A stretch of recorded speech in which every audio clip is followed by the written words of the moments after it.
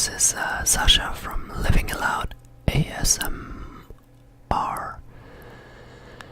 and today I'm going to read something out to you again from a book.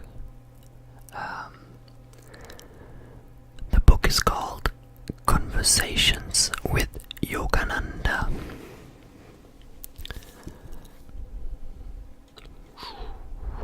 This one right here. And yeah, it's a very cool book. I mean, it's like question answer style. I hope you like it. I will just choose some random pages for you.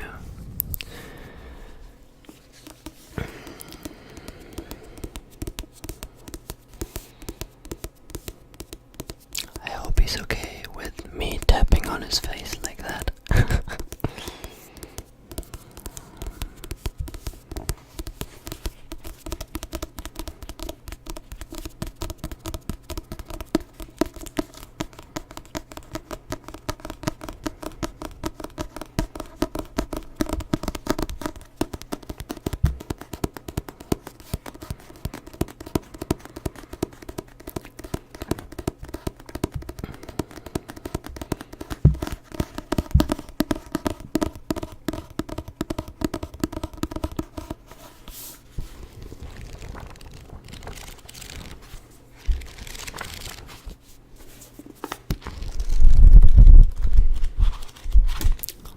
Much knowledge inside. I don't even know where to start.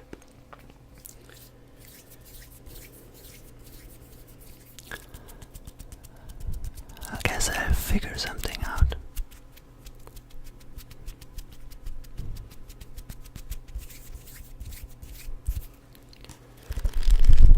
Okay, you have to say stop, okay?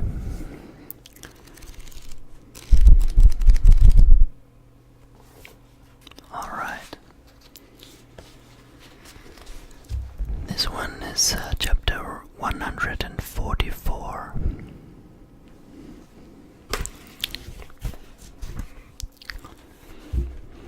Let's see what it says. Referring back to that last conversation, it must be understood that divine principles need to be applied variously also, according to one's own level of consciousness.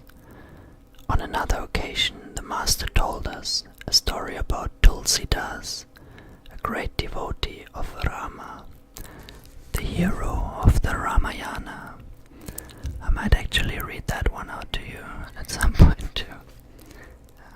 Yeah, I love all this Indian mysticism stuff, as you can tell maybe. Even though I only have like 4 videos so far. Or maybe you can see it already. So, many people in India look upon Rama as the Lord himself in human form. Tulsidas, said the Master, was the priest in a temple that housed several priceless gold objects. Often, when he meditated, he would become so immersed in ecstasy that he became oblivious to everything else. Yet he harbored still a slight concern for the safety of those gold objects for which he was responsible. One day a stranger, dressed like a gentleman, approached Tulsidas and said, "Sir, I am a humble devotee, desirous of worshipping in your temple.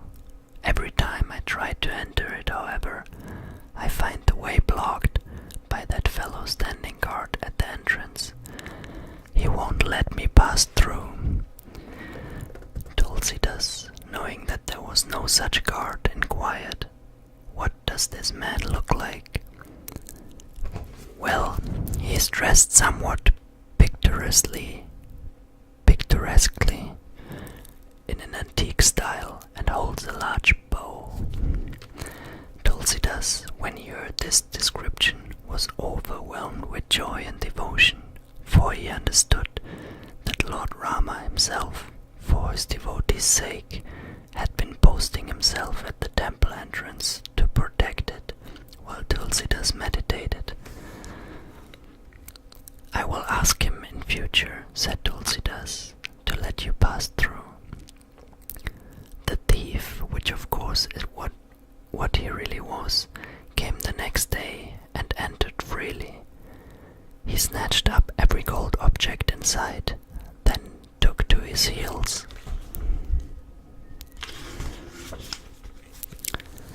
Tulsidas saw him running away and went outside to see what had been stolen. There he saw one gold object left, which the man had overlooked. Picking it up, he ran after the thief. "Wait," he cried, "wait." Finally he caught up with him and said, "Here, friend, you forgot this item." The thief, confronted with such extraordinary forgiveness, recognized in this example of perfect non-attachment a quality so inspiring that he was overwhelmed. He returned to Tulsidas everything he had taken. Yeah, it's a very interesting story. It's funny that, me personally, I don't think that I would run after a thief and give him my last thing. Like, hey, you forgot something, But I guess it's somewhat inspiring that there might be people out there who are really not attached to this material world. Because, in the end, all that counts is our spiritual welfare, our happiness, our emotional balance, however you may call it. Let's read another chapter, okay?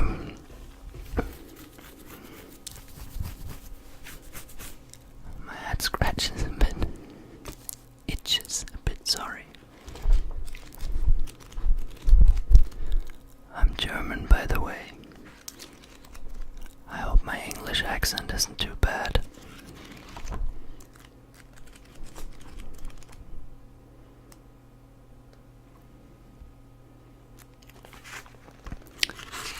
Okay.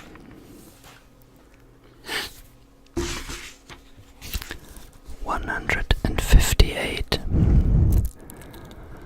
The song I've just quoted was so heart-meltingly sweet, it brought tears of longing to the eyes. Ah, one thought for Divine Mother's love. Obviously, what the words meant was, don't seek me merely for salvation, seek me for my love. It is easy to see that many women, especially encountering such tenderness and sweetness in the Master's nature, must have looked upon him with motherly eyes. Yet his nature was at the same time extraordinarily powerful. For men it was often quite different. They felt challenged, even intimidated, by the power he emanated. Their masculine nature found it difficult to accept and adapt to such strength in another human being. Few men, perhaps especially in America, where independence of spirit commands respect and admiration, found it easy to be his followers. This probably was the reason he also attracted enemies, though their enmity in every case was self-generated. He himself sincerely loved everyone. Of course, the truth is, his strength challenged them to become real men, not proud and aggressive, but noble, fair-minded, generous, whether in victory or defeat, and above all strong in themselves. One thinks in this respect of Jesus Christ, whom the Pharisees opposed from the beginning because because even without speaking, he emanated so much spiritual power. It was a power incalculably greater than their own. The image many people have of the Master, one that has been projected perhaps by an overbalance in the number of women disciples, is of someone so sweet as to be almost cuddly. I smile when I think of his other side. He was lovable, certainly, utterly so, yet he was also the very personification of power. This man right here, Yogananda,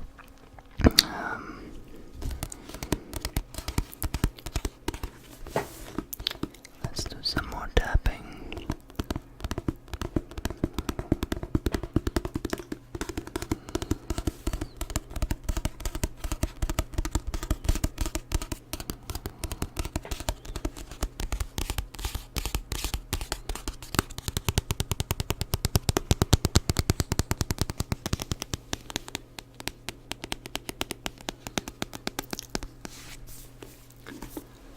So this man right here, Yogananda, he brought yoga to the Western world, I think in the 19th century.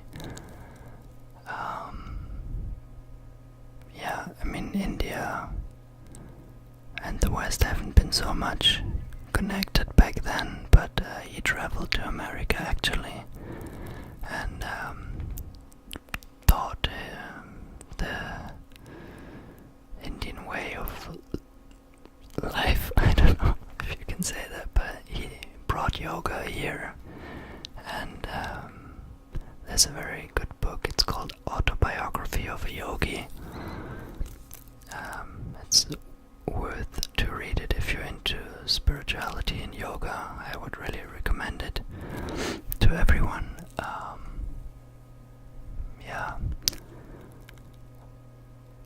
I guess that's all for today, as I have to go sleep, but I hope you have a beautiful night.